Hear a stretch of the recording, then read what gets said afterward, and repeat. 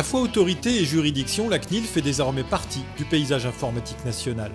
Une institution dont chacun a entendu parler mais dont peu sont au fait du fonctionnement et des actions préventives. Explication avec deux spécialistes reconnus du droit de l'informatique, Alain Bensoussan, avocat spécialisé qui plaide régulièrement devant Yann Padova, secrétaire général de la CNIL. Alors vous êtes dans la salle de la Commission nationale informatique et liberté. C'est ici que les décisions sont prises, que les votes ont lieu, tant en ce qui concerne les autorisations, les avis, que éventuellement les sanctions lorsqu'il y a des sanctions envisagées. Une institution créée en 1978 mais qui s'avère pourtant toujours plus nécessaire. Le carburant de l'économie numérique, c'est la donnée personnelle. Donc c'est ça qui crée la profitabilité.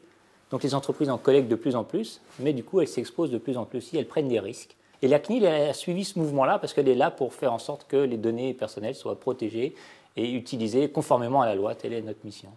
Une mission qui revêt de nombreux aspects, dont certains peu connus comme le conseil et l'accompagnement. Par exemple, à destination des professionnels, régulièrement, elle fait de ce qu'on appelle des guides pratiques. Vous avez celui-ci qui est finalement sur le droit dans l'entreprise, employeurs et salariés, quels sont les droits et les devoirs des uns des autres. Mais vous avez aussi des éléments de sécurité informatique. La CNIL, en 2010, a produit ce guide pratique sur la sécurité des données personnelles. C'est la première fois qu'elle faisait un guide aussi technique. Et dans quelques mois, elle va en sortir un beaucoup plus expert. Vous voyez, ça c'est, je dirais, la version grand public, si je puis dire.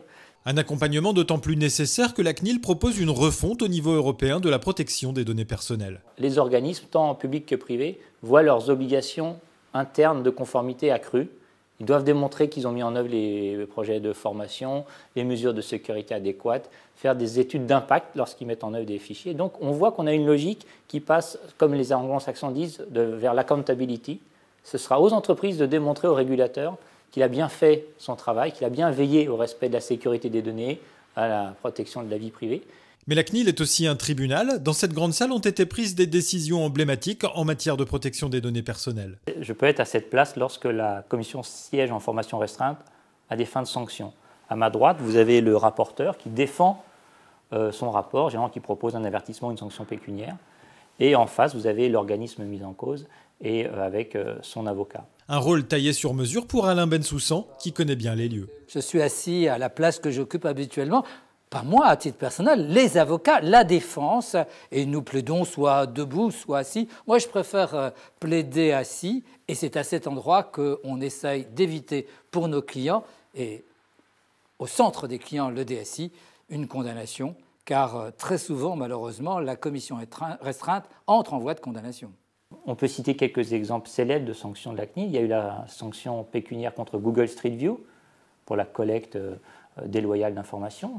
La CNIL a été la première autorité à sanctionner. Après, elle a fait, on peut dire, jurisprudence auprès d'autres régulateurs.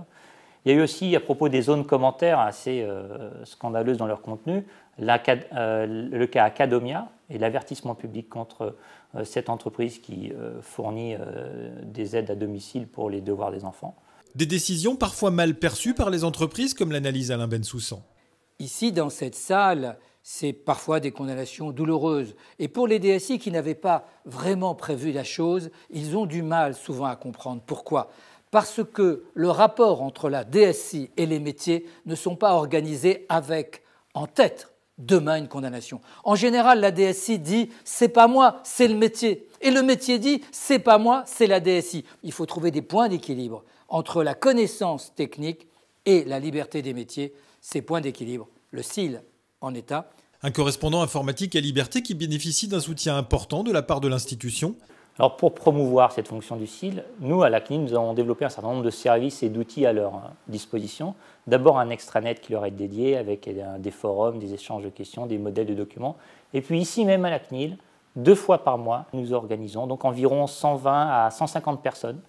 Chaque mois viennent et sont informés, formés par nous-mêmes sur le métier, les obligations, les enjeux, les risques du SIL. Et ça, c'est important parce que nous, on croit beaucoup à cette fonction et on fait tout pour qu'elle se développe. Le SIL est l'ami du DSI. Un DSI sans SIL, c'est vraiment pas une informatique opérationnelle. Le SIL va permettre 3 choses. La mise en conformité de la direction informatique et des directions métiers. Deuxième chose, il va permettre la maintenance en conditions opérationnelles de l'entreprise au regard de la posture informatique et liberté. Et enfin, le SIL et le DSI, c'est le futur de l'entreprise Privacy by Design, en intégrant ainsi au sein de la DSI, l'ensemble des futurs programmes informatiques seront nativement informatique et liberté, et l'entreprise ainsi que le grand public seront en combinaison où on va pouvoir traiter opérationnalité, productivité et protection des données personnelles.